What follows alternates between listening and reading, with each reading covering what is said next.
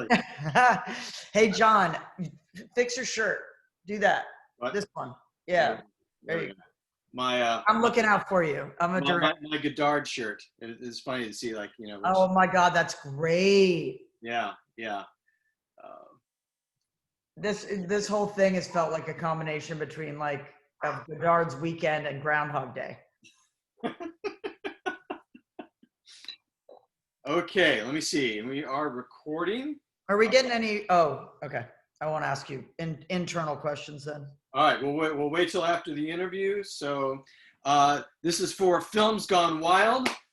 Ondi Timoner. Oh, here, you know something?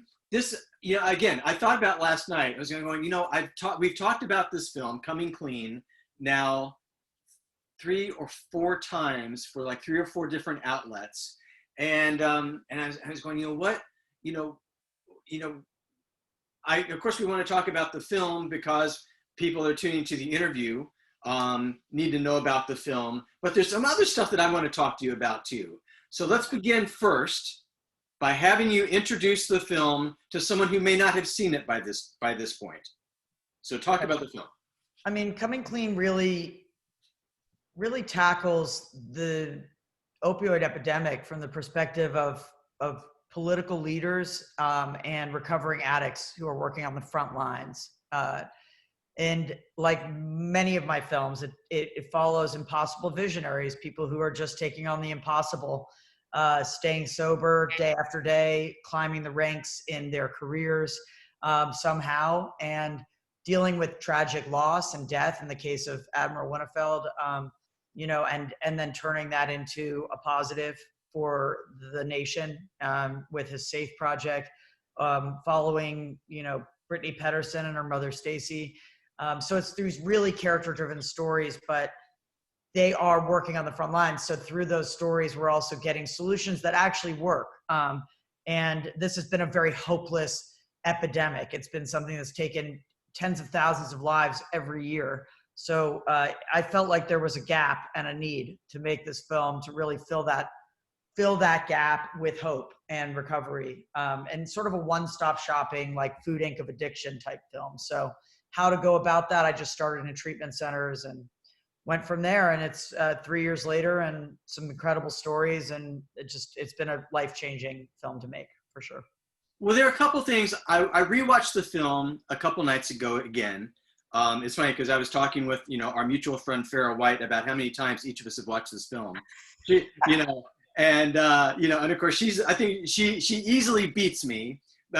She's a champion in how many times she's seen the film. But in watching again, especially the story with Admiral Winterfell and his son, that was one thing that struck me. And here's what struck me about it, about the segment and about his involvement in the documentary, is that oftentimes when someone like that is in a documentary like this, that has made, they have a cause and they've been working on behalf of this cause, then they have an agenda that they are excited because your documentary is going to help them get out that agenda. But you're also a filmmaker that's not necessarily beholden to their agenda. Yes, their agenda may be part of the subject, the overall fabric of the film, but you're still looking for something else. And I would love for you to talk about your approach in getting that something else. They have their talking points, but you're digging in for some extra stuff too. Talk about that a little bit. So, I mean, the hardest thing, I think, probably one of the most difficult, it's a great question, because I'm thinking now all of a sudden of different films of mine and that moment where you have to peel back the barbed wire and get beneath it to the real emotion that is there and the pain. This is an epidemic driven by pain. It's an epidemic of pain medication. Literally, it is treating untreated pain. So you get a opioid for your legs being hurt, or your back hurts, or you had an operation, or you're a Vietnam vet, or you're just any vet, and they're going to hand you opioids. And what it's doing, and the reason why it locks in like that, is because it's treating pain that hasn't been treated. And we're very bad at handling mental health in this country. We don't, really even have, we didn't have mental health parity of any kind until Obamacare, and we likely won't again shortly. So it's a real issue. And I think getting to the pain that our subjects are feeling in this film was one of the most difficult things. I mean, you're dealing with Admiral Winnefeld. He's very much, he's very much military, his second in command of the military. I remember when I asked him to do ADR for the airplane scene, he sent it back. He didn't know he didn't have voice memo. Like, he wasn't like up on that. I was like, oh, it's on your phone. Within like 5 minutes, he sent back absolutely razor sharp, perfect ADR. It was the fastest ADR. And I made Mapplethorpe with actors who were doing ADR for me on their phones. Nothing like Admiral Winnefeld. It's slotted right in, So he's precise and razor sharp, and he's got scales. It was not easy to get him to go to that place, but he did. And I think it's just about, what is it, what I'm after, or how I go about it, John, that you want to know? Well, it is how you go, because that, and here's why I thought about it. I remember one time in Toronto, I was interviewing Jeffrey Rush for the film that he was talking about that time. And I was like going, I don't want the cookie cutter responses that he's delivered to every single junketeer that's been interviewing him. And so I was pointedly asking him, and he was with another actor, these questions to kind of get him off of his game and talk about something else. And he still stuck to his talking points. But he kind of smiled at me as he was doing so, in this unspoken thing of, I know what you're trying to do here, but I'm not interested in doing that. Right.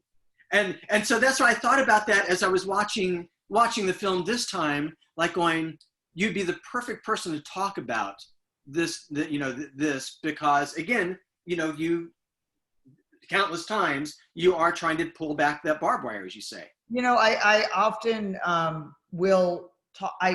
I approach interviews by talking about what the person wants to talk about, the subject of the interview. And then after they've done that and we've done that dance, then it's time to go into, they're either right there and they're going to get into their emotions, or they're not. And if they're not, then it's something where I literally sometimes just point blank bring it up, and I just point blank ask those questions. And then if they dodge more, then sometimes I'm just like, look, we need to show you as a vulnerable human being in this for people to be able to relate to you. And I just explain the mechanics of it. Like, your message is so important, but if people don't feel like your pain, or they don't understand your journey, they're not going to care about what you did, and that's just the way it is. It's just like, that's the thing about the movie itself. I could have made a movie 100%, you can tell from the film actually just how much we're cramming into it. I could have made it just about the solutions, just about the problem, just about Purdue and the pharmaceutical companies and the corrupt doctors and all the politics and all that got us here. It's so fascinating, and such the greatest crime ever perpetrated on America, really. I mean, from within America, and it's made of our greed. It's made of our greed and irresponsibility. And unfortunately, it's a capitalist problem. It's like profit over human lives. And we've seen that again and again and again. We look at documentaries like Berlinger's film down in, the Dole Fruit movie, the Frederick Gerten's films, corporate greed, the corporation, that film. Like, there's so many great films that my colleagues have made, Mike Moore's films, where we get into like the insanity of just people, making money off the lives of other people's mothers, sisters, brothers, doctors, lawyers. Like, the film shows that it could happen to anybody. But the thing is, like, without the stories, without the people really watching them in their lives and understanding, how does Destiny stay sober? What does she struggle with? What are the demons that she's fighting? And then crawling into that like connection place, and then feeling good at the end, like, okay, this is possible. I can do this. I feel like that, without that element, the human element, the film would not have the potential to save lives. It would just be a really informative film. Well, here's the, about, you know, the other, you know, and it's funny because now I'm getting the signal that I'm running long because I can't stop talking to you about this movie. But here's the other offshoot that I thought about is that, frankly, you are a brand name as a documentarian. There are a handful of filmmakers like yourself. You know, you know, Alex Gibney, be Penny Lane, you know, Joe, you mentioned Mike, you know, and so you going in to do a topic like this or a subject like this, it's not like you can sneak in there.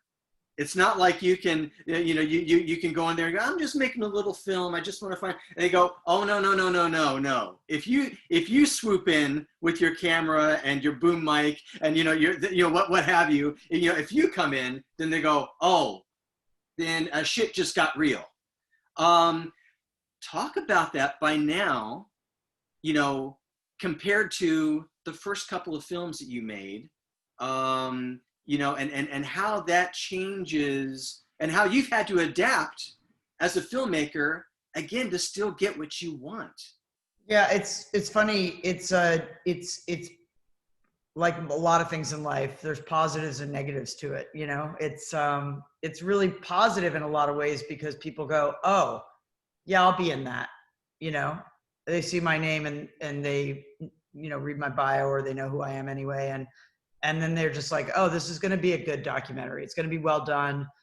It'll be seen by people, you know, like it just has that, you just have that.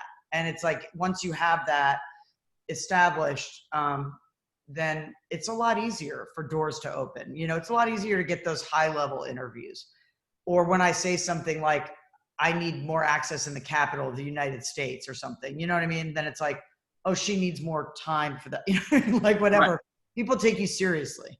And I think it's, you know, there's some really, really talented kids out there that are coming up and they're going to have to be like I was 25 years ago, where it's like, you know, you just kind of have to sneak in and keep a blank, you know, back then we shot on tape and it was like, I'd keep a blank tape in my back pocket and they'd take my camera away like they'd done. Like I was like, one time I was like under tree arrest in Mali, West Africa. They took the camera away because I was shooting the US Embassy, but I didn't even realize I was, but I had a blank. You know, so I was like, and I like flipped the tape. And that was always my like advice to people. I think that I'm grateful for all those times because you still have to guerrilla. You still have to, even now, you just have to like, you know, what is it? You say sorry later. Like you beg forgiveness. Exactly. Yeah, you've got to do that. And if you have the kind of personality where you can't do that, it's not the right profession for you, really. I mean, at the end of the day, you've got to develop that ability to just be like, no, this is more important. You can't see that right now necessarily. So we're just going to make it happen. We're going to handle it tastefully and you'll see afterwards, you know? And so sometimes that can be a risk factor when now I'm a name that's established, like you say. It becomes an issue because there's a bit of an industry around me. So then there's like higher stakes than me just like running in there. You know, like if I break the rules now, it's like, Ondi, what have you done? You know? And then it's like big people get upset at me. You know, haven't you grown out of this behavior? No, I have not. I will absolutely go for it still with as much passion and as much, you know, what's the word? Tenacity. Yes. I just feel like that's how docs have to be made. Because people don't want you to really know, especially on that side of things, you know? One time, yeah, I could go on, but I have a lot of stories to tell on that. That's a great question, John. Well, you're warming me up because I have a master class later today for Milwaukee. So now I'm like, ooh, I should talk about that. Exactly. Well, you know, again, Ondi Timoner, again, you know, I think, yeah, I could do a series of interviews with you about this stuff, as you know by now. And we probably will because of the different outlets that I cover for. But of course, the film is playing at the Naples International Film Festival. It's playing in Milwaukee, soon to be in Denver, at Bend, at Key West. It's, it really is, doing the tour. And it's also very much in the news right now because of the Purdue story. So it's, man, talk about a film that's right on the, on the news cycle. Congratulations on it. Again, of course, I'm working with you a little bit, trying to get notice for the film. But man, this is a good ride, and it's good. This is a good film to be having that ride. So an important film. I mean, I think it might be the most important film I've ever made, in terms of, and I think if We Live in Public right after that. But I think, like, yeah, I just think it's a film that could save lives, honestly, and that's why we want to get it seen by just as many people as possible, get it into treatment centers, get it on a national streamer. But for now, like, the fact that it's in 4 film festivals this weekend, it's centerpiece of Milwaukee and closing night of Bend. It's in Denver this weekend, actually, and in Naples. So I just hope that there's a link tree on my social, and you can just choose the festival. We're doing live Q&As. Mike Moore, the lead prosecutor, will be talking about today about, like, what that really means. Did Purdue really settle for 80 billion? Like 8 billion, sorry, for 8 billion, or not? Like, is it really going to be paid out? What are they pleading guilty to?